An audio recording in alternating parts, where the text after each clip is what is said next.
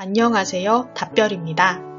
이 콘텐츠에서는 한국 고유의 전통 모자 갓에 대하여 소개하고자 합니다. 모자의 나라로 알려진 한국.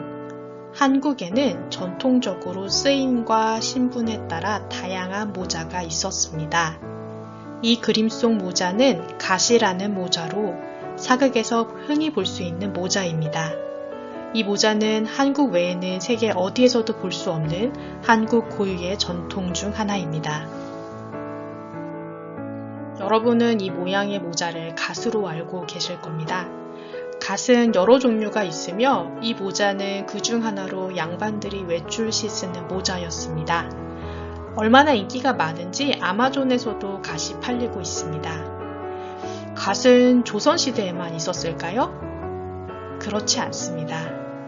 갓의 역사는 4세기 무렵에 고구려, 백제, 신라, 삼국시대로 거슬러 올라갑니다. 이 시기부터 조선시대까지 갓의 모양은 신분, 장소, 유행에 따라 달라져 왔습니다. 그럼 갓의 역사에 대하여 살펴볼까요? 이 그림은 약 기원전 4세기경 만들어진 고구려 감신총 벽화의 일부입니다. 우리는 이 그림에서 말을 타고 있는 무사를 볼 수 있는데요. 이 무사는 조선시대 갓과 비슷한 모자를 쓴 것을 볼 수 있습니다.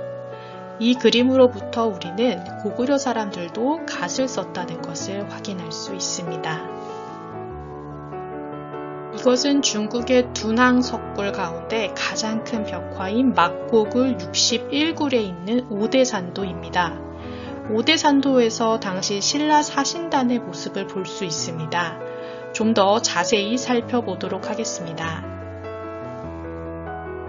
먼저 그림 속 세 사람의 모자부터 살펴볼까요? 이 사람들은 왼쪽부터 순서대로 고급 관원, 사신, 역관입니다. 이들의 모자는 비슷해 보이지만 조금씩 다르게 생긴 걸 볼 수 있습니다. 이 사람들은 마부와 하급 관원입니다. 이들 역시 신분에 따라 다른 모자를 쓰고 있습니다.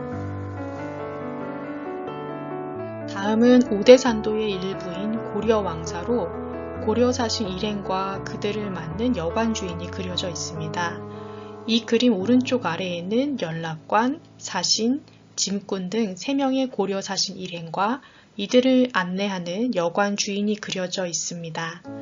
이 그림에서 고려 사람들이 사회적 신분과 역할에 따라 다른 모자를 썼음을 확인할 수 있습니다. 그러나 앞선 그림과 함께 이들이 쓴 모자는 오늘 우리가 알고 있는 갓의 모습과 유사함을 알 수 있습니다.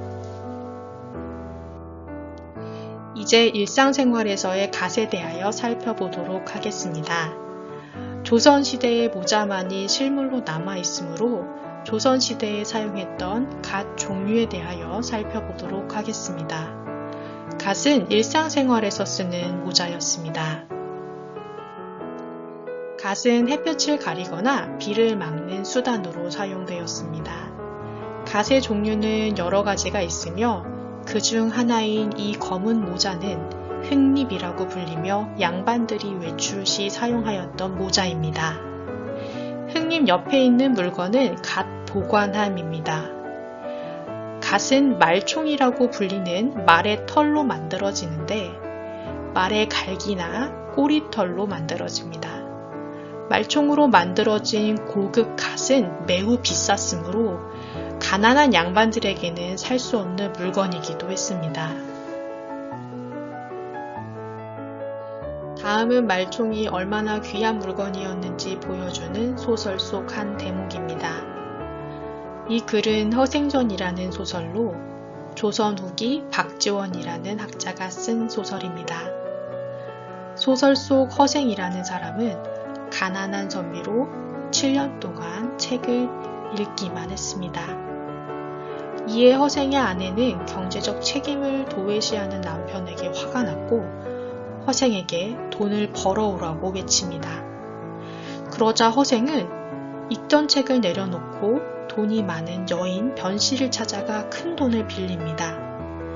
그 돈으로 그는 시장에 가서 과일과 제주 말총을 모두 사들입니다. 그리고 후에 10배의 값으로 팔아서 이윤을 남깁니다. 말총이 10배가 될 수 있었던 것은 그만큼 말총이 조선시대에 없어서는 안 되는 물건이었기 때문입니다. 갓을 만드는 데 사용되는 것이니 얼마나 귀했을까요? 허생전의 이야기만 봐도 말총이 조선 경제와 생활에 영향력이 컸다는 사실을 알 수 있습니다. 다음은 단원 김홍도의 마상유람도입니다. 이 그림에서 갓을 쓴 두 사람을 볼 수 있는데요. 신분이 낮을수록 챙의 폭이 작고 신분이 높을수록 챙의 폭이 넓습니다. 조선 초기와 중기에는 갓의 크기가 매우 컸습니다. 큰 갓은 사회 경제적으로도 문제가 되었는데 그 이유는 갓을 만드는데 말총을 쓰느라 정작 군수품으로 매우 중요한 말을 사용하지 못하는 결과를 낳았기 때문입니다. 결국 조선 말 흥선대원군은 경제적, 군사적 이유로 넓은 챙의 갓을 금지시켰습니다. 다음 그림은 영국 화가가 그린 조선의 관료들의 모습입니다. 이 그림에서 당시 조선시대 양반의 갓 크기를 엿볼 수 있습니다. 이것은 책의 일부입니다. 영국의 바실홀 대령은 리라로 돌아가는 길에 12척의 한국패를 발견하였고 커다란 모자를 쓴 긴 수염의 한국인 관료들을 만나게 됩니다. 기록에 따르면 가장 큰 갓을 쓴 노인은 마량진 첨사이고 그 옆에 있는 조금 작은 갓을 쓴 사람은 비인현감이라고 합니다. 이 그림은 1919년 한국을 여행했던 영국 출신의 화가 엘리자베스 키스의 작품입니다. 엘리자베스는 1919년대 한국을 여행하면서 당시 한국 사람들의 삶을 고스란히 보여주는 귀중한 장면들을 그림으로 남겼습니다. 이 그림에서 우리는 대한제국 시기에 갓의 크기가 작아진 것을 확인할 수 있습니다. 갓의 크기는 사회 경제적 상황에 따라 달라졌습니다. 갓을 만드는 데에 드는 비용과 말총이 많았으므로 이를 막기 위해 갓의 크기가 줄어들었습니다. 흙립 이외에도 갓의 종류가 많습니다. 먼저 초립입니다. 초립은 풀이나 짚을 엮어 만든 모자입니다. 관례를 치른 소년이 쓰던 갓입니다. 다음은 패랭입니다. 패랭이는 신분이 낮은 양민이나 천민이 쓴 모자로 대나무를 가늘게 쪼개어 엮은 모자입니다. 다음은 탕건입니다. 탕건은 말총으로 만들어진 것으로 주로 시골 양반들이 평상시 많이 사용하였으며 다른 관 형태의 갓을 쓰기 위한 밑받침으로도 착용하였습니다.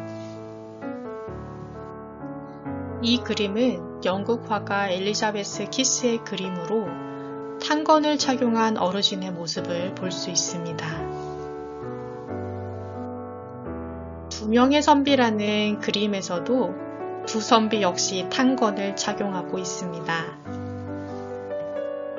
이것은 사방관입니다. 사방관은 조선시대 학자들이 쓰던 모자로 조선 후기에는 경제력으로 신분 상승을 한 계급이 낮은 사람들도 착용하였습니다. 이 모자는 정자관으로 실내에서 학자들이 사용하는 탕건 위에 쓰던 모자입니다. 정자관은 산 모양으로 2층 또는 3층으로 구성되어 있습니다. 다음으로는 의례나 행사 때 사용하던 모자들을 살펴보겠습니다. 먼저 사모입니다. 사모는 고려 말기부터 조선시대까지 관료들이 궁에 입궐할 때 쓰던 모자입니다. 16세기 조선 중기 관료였던 미암 유희춘의 일기를 살펴보면 당시 양반들은 사모를 비롯한 관복을 서로 빌려 입었다고 합니다. 조선 후기부터 서민들도 혼례 때는 사모를 착용하였습니다. 이 모자는 주립으로 무관과 문관이 모두 융복 차림에 쓰던 모자입니다. 모자 양쪽을 꿩의 털로 장식하는 것이 특징입니다. 이 모자는 전립으로 개나 멧돼지의 털을 굳혀 만든 관리의 모자입니다. 지금의 군용 모자라고 볼 수 있습니다. 마지막으로 이 모자는 백립으로 상례가 생겼을 때 남자들이 쓰던 모자입니다. 가늘게 쪼갠 대나무로 흙잎과 같이 모양을 만든 뒤 다시 그 위에 배를 입혀 만들었습니다. 백포립이라고도 하며 이 백립은 상복에 착용하였습니다. 지금까지 한국의 갓에 대하여 살펴보았습니다. 갓은 삼국시대부터 유래되었으며 역사가 깊은 한국 고유의 전통입니다.